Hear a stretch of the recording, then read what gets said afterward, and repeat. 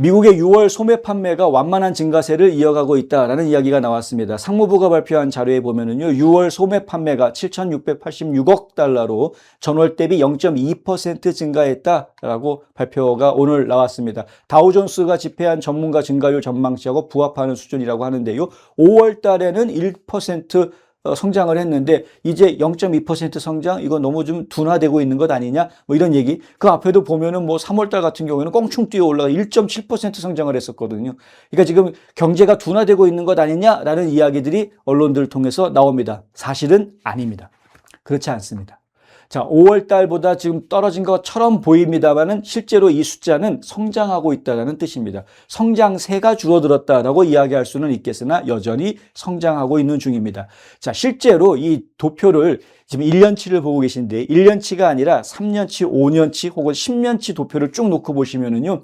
지금 이 정도가 평균입니다. 보통 이렇게 요 선에서 왔다 갔다 합니다. 보통은. 그리고 마이너스로 떨어지는 경우들도 자주 나옵니다. 지금 트럼프 대통령이 집권을 하고 있으니까 그나마 마이너스로 떨어지는 게 심각하지 않은 정도 수준이라고 볼 수 있는 것이고요. 예.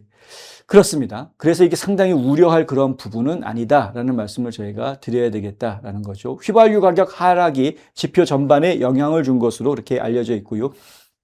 주유소 매출이 5.3% 급감했습니다. 그래서 이게 떨어진 겁니다. 휘발유 가격이 떨어져서.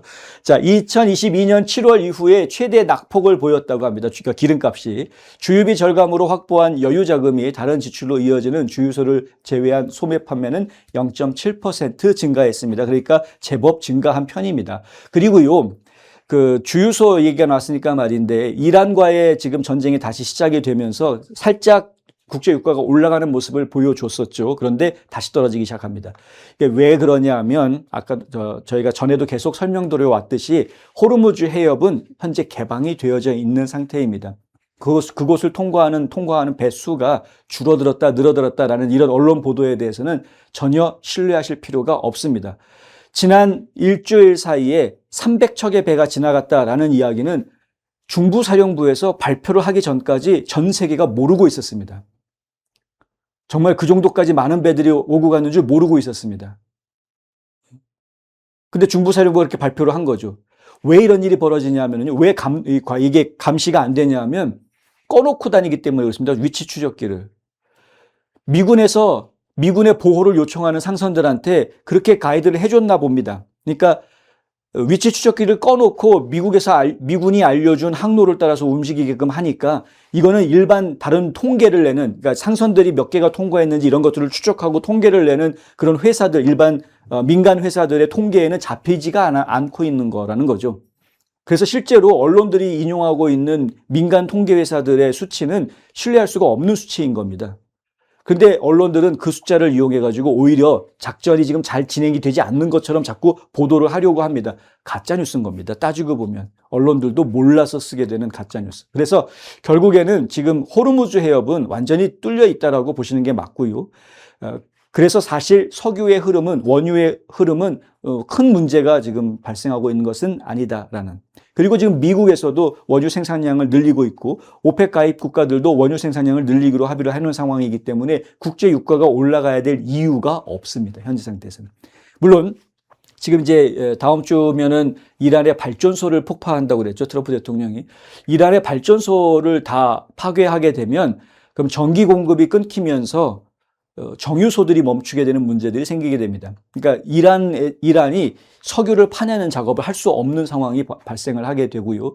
그렇게 되면은 이란의 원유는 완전히 중단되게 되고 이란이 생산하던 원유 부분을 다른 국가들, 오펙 가입 국가들이 더 증산을 통해서 커버를 해줘야 되는 그런 상황이 되기는 합니다.